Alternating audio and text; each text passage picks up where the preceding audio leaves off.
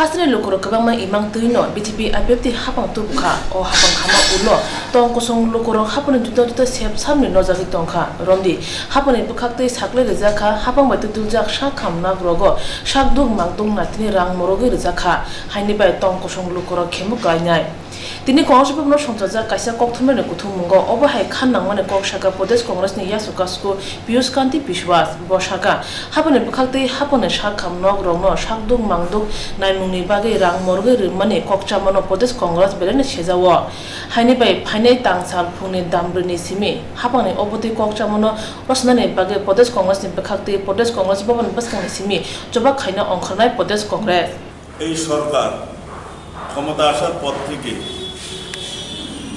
প্রায় প্রত্যেকটা সিদ্ধান্ত ওদের জনবিরোধী জনস্বার্থে কোনো কাজ করছে না। রিসেন্টলি কয়েকটা সিদ্ধান্ত নিয়েছে, আপনারা দেখেছেন পুরসভাগুলিতে কর বসিয়েছে। ত্রিপুরা ভবনে গরিব লোকেরা থাকে, মেইনলি ওখানে যায় যারা চিকিৎসার জন্য গরিব মানুষ বিভিন্ন ত্রিপুরা ভবনগুলিতে থাকে। সেখানে এখন আগে একটা রুমে হয়তো দুজন থাকতো, এখন সেখানে আগে যে টাকা দিতে হতো এখন পার রুমে দিতে হবে 18 টাকা।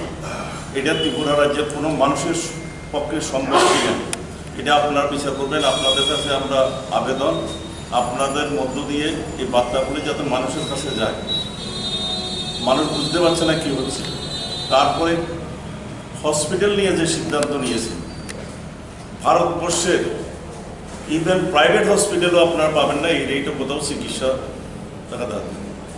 এটা একটা সরকারি সংস্থা, স্বাস্থ্যের অধিকার সাংবিধানিক অধিকার, রাষ্ট্রের দায়িত্ব, রাষ্ট্র বাধ্য, ভারতবর্ষের সংবিধান রাষ্ট্রকে বাধ্য করেছে স্বাস্থ্য পরিষেবা রাইট টু হেলথ, এটা সাংবিধানিক স্বীকৃতি।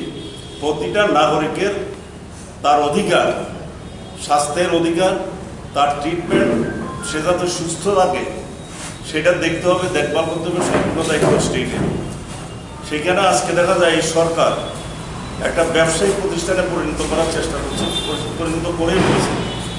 আপনাদেরকে সেই তথ্যগুলি বিস্তারিতভাবে আমাদের এখানে কংগ্রেসের অন্যতম নেতা সুবল বঙ্কি আছেন, কিন্তু আমরা আপনাদের মধ্য দিয়ে একটা বক্তব্য আছে। আজকে দেখুন হসপিটালে যেতে গেলে এখন ঢুকতে গেলে এন্ট্রি ফিস, আগে আমরা যেতাম, এখন আমারও ঢুকতে গেলে নাকি প্রথম 20 টাকা লাগবে। চিকিৎসা পাওয়ার আগে আপনি কাউন্টার যাবেন, সেখানে প্রথমত 30 টাকা দিতে হবে, সেইখানে রেজিস্ট্রি করে এবার আপনাকে বিভিন্ন ডিপার্টমেন্টে পাঠাবে। তখন হসপিটালে ঢুকলে 50 টাকা নেই। তারপরে আগে ত্রিপুরা রাজ্য কেন আমি কোথাও শুনিনি যে হসপিটাল থেকে খাদ্য সাপ্লাই যেটাতে পড়তো সেটার জন্য টাকা দিতে হবে, সেটার জন্য 50 টাকা।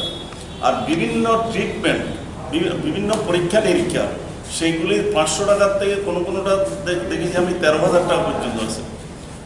রাজ্যের ইতিহাসে এটা এই সরকারের মানুষের বিরুদ্ধে একটা যুদ্ধ ঘোষণা করেছে, গরিব মানুষের বিরুদ্ধে। মানুষকে বহু প্রতিশ্রুতি দিয়ে এই সরকার মানুষ বিশ্বাস করেছিল তাদের হয়ে কাজ করবে, তাদের স্বার্থে কাজ করবে, তাদেরকে ভোট দিয়ে এনেছিল। আজকে সারা ত্রিপুরা রাজ্যের মানুষের বিরুদ্ধে আজকে যুদ্ধ ঘোষণা করেছে।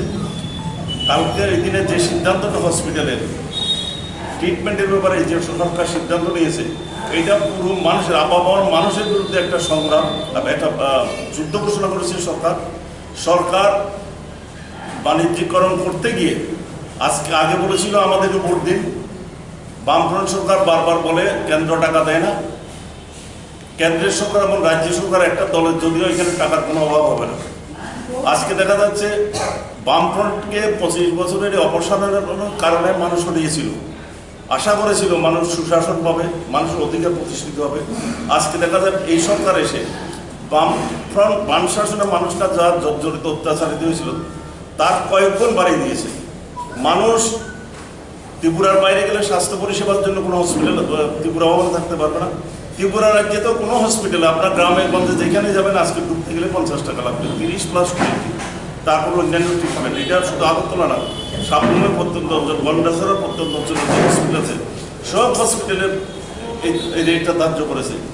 এইটা আপনাদের কাছে আমাদের অনুরোধ, আপনারা সংবাদ জগৎ একসময় ইন্দিরা গান্ধীর মতন পপুলার নেতৃত্ব রাস্তায় এখন ট্রাফিক রুল যেটা করেছে প্রায় 5,000 টাকা অবধি যে কোনো লোককে ট্রাফিক ইম্পোজ করতে পারে, যে কোনো কিছু করতে, একটা হেলমেটের কাজে হতে সাধারণ পুঁজি, সেখানে সঙ্গে সঙ্গে ডিপোজিট করতে হবে, পরে আপনি যা খুশি মামলা করুন।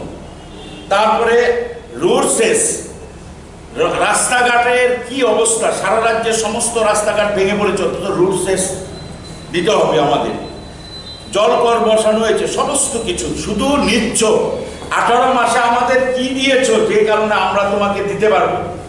তোমরা 18 মাসে আমাদেরকে নিঃস্ব করে দিয়েছো। আমাদের নিঃস্ব করে দিয়ে এখন আমাদের থেকে তারপরে বাকি যেটা মানে বাঁচতে দেবে না এই রাজ্যের মানুষকে। স্বাস্থ্য পরিষেবার নামে মুখ্যমন্ত্রী অন্ধকারে, উনি এই সম্বন্ধে কি অভিজ্ঞতা আমি জানি না। যারাই পরিচালিত করছে তারা এই রাজ্যটাকে শেষ করে দেওয়ার জন্য, যাতে এই রাজ্যের মানুষ, গ্রাম পাহাড়ের মানুষ সোজা হয়ে দাঁড়িয়ে কথা বলতে না পারে, এই ধরনের একটা উদ্ভট, একটা একদম অবাস্তব, এবং যেটার সঙ্গে আজকের দেশের মানুষের আর্থসামাজিক অবস্থার কোনো মিল নেই। মুখ্যমন্ত্রী কি বলছেন? দুর্গাপূজা ক্লাবগুলিকে নিয়ে সভা করছেন, বলছে আপনারা যে দুর্গাপুজো করেন, চাঁদা ছাড়া দুর্গাপুজো করতে পারেন? কত অবাস্তব মুখ্যমন্ত্রী! দুর্গাপূজা চাঁদা করে বলে কথা, হলে স্বাস্থ্য পরিষেবা কেন চাঁদা দিয়ে করতে হবে না, পয়সা দিয়ে করতে হবে না? স্বাস্থ্য ক্ষেত্রে পয়সা দিতে আপত্তি কোথায়?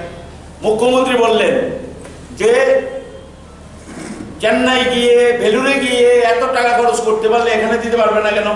যারা চেন্নাই বেলুড়ে যায় তারা জিবি আর আইজিএম বা অন্য কোনো মহকুমা জেলা হাসপাতালে ট্রিটমেন্ট করতে পারে না, তারা এখানেই ট্রিটমেন্ট করে, এখানেই শেষ। যে কয়জন যেতে পারে উনি তাদের সঙ্গে তুলনা করছেন গরিব মানুষের। চেন্নাই, ভেলোর বাইরে ট্রিটমেন্ট করতে যেতে পারে না বলেই তো এখানে ট্রিটমেন্ট করে সরকারি এই স্বাস্থ্য পরিষেবা। উনি কি করে এটা উনি বললেন যে বাইরে গেলে এত টাকা খরচ করতে পারলে এখানে কেন খরচ করতে পারবে না? এমন একটা দমবন্ধকর অবস্থার মধ্যে আমরা সত্যি মর্মাহত। এটা অমানবিক। এটাকে শুধু আন্দোলন নয়, আমার মনে হয় মানবিক দৃষ্টিভঙ্গি থেকে এই রাজ্য সরকারকে এক্ষুনি এই সার্কুলারটা প্রত্যাহার করা দরকার।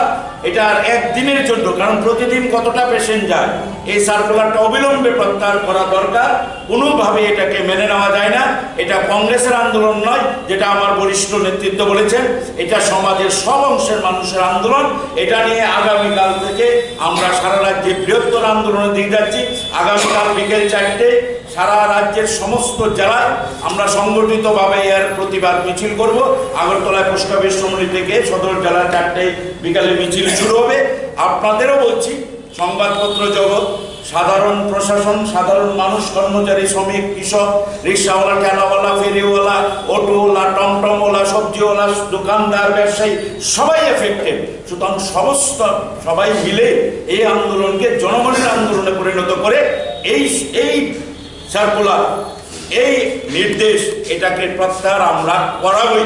এটাই আমাদের শেষ কথা। আসে খাইবো তুমো হাসে হাপাং সাখামনাই মংমতই অবহে কক চামনি নরিয়া হনকে ফানে ছালো হাসে কিতিনে কত চবা খাইনে হনে রাগদামা খালাইকে প্রদেশ কংগ্রেস।